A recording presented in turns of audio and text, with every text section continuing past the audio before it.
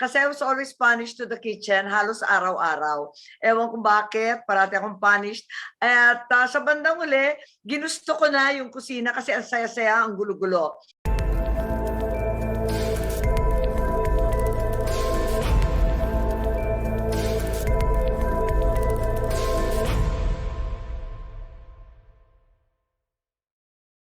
I'm not a chef, and I'm just a gangster cusinera. Having been punished all the time, I must have been a really naughty kid kasi I was always punished to the kitchen, halos araw-araw. Ewan kung bakit, parati akong punished. At sa bandang uli, ginusto ko na yung kusina kasi ang saya-saya, ang gulo-gulo. And I grew up with this bizarre idea that politics was catering, that you won or lost elections on the number and quality of the food packs you served. I don't quite get if that's entirely right, but we seem to have always been cooking. And eventually, when my father became president and my mother became his first lady, we all learned that it became public policy to feed the people with Nutriban, with Masagana 99 and rice exportation, with Kadiwa, and all those other projects. But at home, it was all about constantly cooking, heaping tablesfuls of pancit and igado and pinakbes and kung ano-ano. It was all a little bit bipolar, Mateo and Nancy. You were talking about Tagalog and Cebuano. Yeah. I'm a little bit bipolar because like my mom, the real original gangster cook, she is very aslum na kumain, very Bisaya, inuna, all the paksiw in the world and all the kinilaw, whereas my dad is Ilocano and there's no aslum in his taste profile. But there's bitterness because that's Ilocano, the bitter taste, the pait that doesn't exist elsewhere. And so it's a little bit bipolar. At the same time, I spent a great deal of time overseas. So I think there is evolving an OFW cuisine.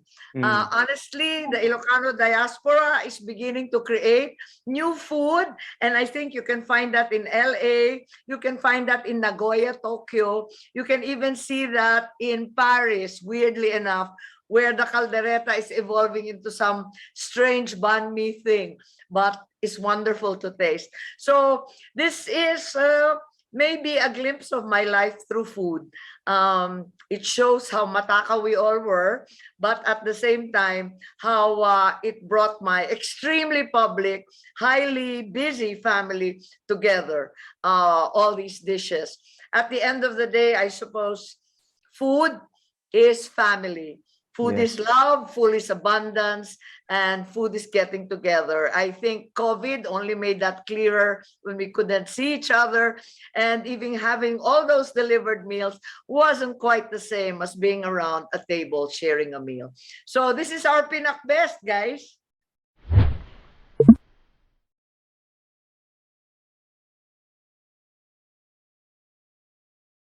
What's our culinary DNA?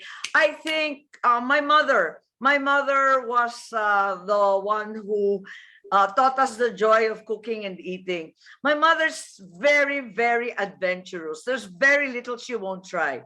So like a good bisdak, she will eat anything at least once. So she's very adventurous. My dad's not like that at all. But my father gave us a real appreciation of healthy eating. Because long before it became a fad, my father's already eating yung mga, ano ba yung kinakain niya na napaka-weird.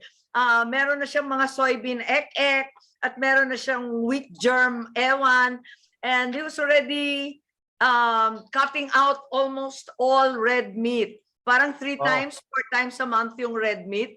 And so I guess that's really, or it should be, the modern way of eating.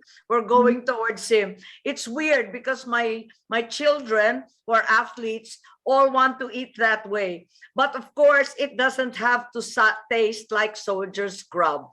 With Reggie around, we can level up naman the taste. So it doesn't have to taste like punishment. I think my dad gave Ilocano food a bad name.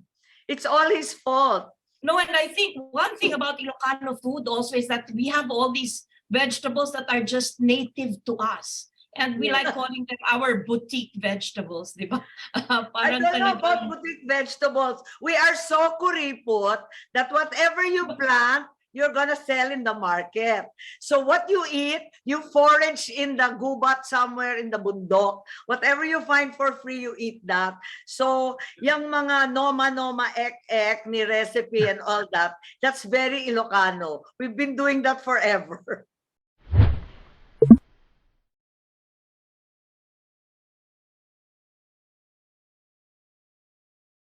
I don't know. I didn't think about that. But I did a segment. I did a really silly vlog saying that making longganisa is the same as passing a law. And naloka sila. Bakit daw ganon? Eh sabi ko ganon talaga. The same. Muna, it's exactly the same as the first reading, you make tad-tad. And then the second reading, you make it sak-sak in the bituka. And then the third reading. And so I made this silly vlog about longganisa being the same as the lawmaking process. I think it's a little bit disrespectful, but it's accurate. Kasing hirap at kasing tagal.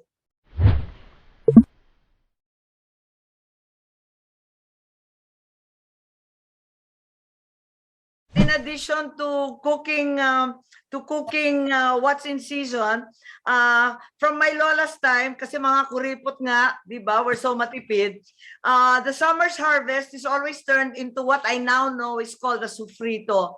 Sofrito being some different way of preserving vegetables. We preserve everything. So I preserve everything from the garlic to the kamatis to the lemons and calamansi.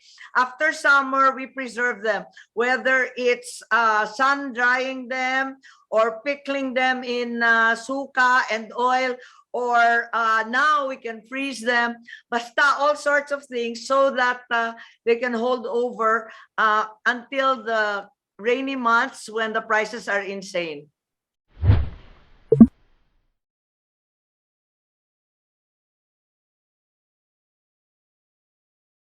Ay nako, ako ay mood cooking. Pag tinatamad ako, sorry na lang. Pero a restaurant requires you to be nakatutok all day. Ang hirap kaya. But yes, empanada, curiously, in Victorinos, they cook it like Ilocos Norte because Cabugao is very near us. Whereas vegan has a whole other empanada. Ours is heavy on the longganisa, obvious ba? Sarap, Yeah. sarap.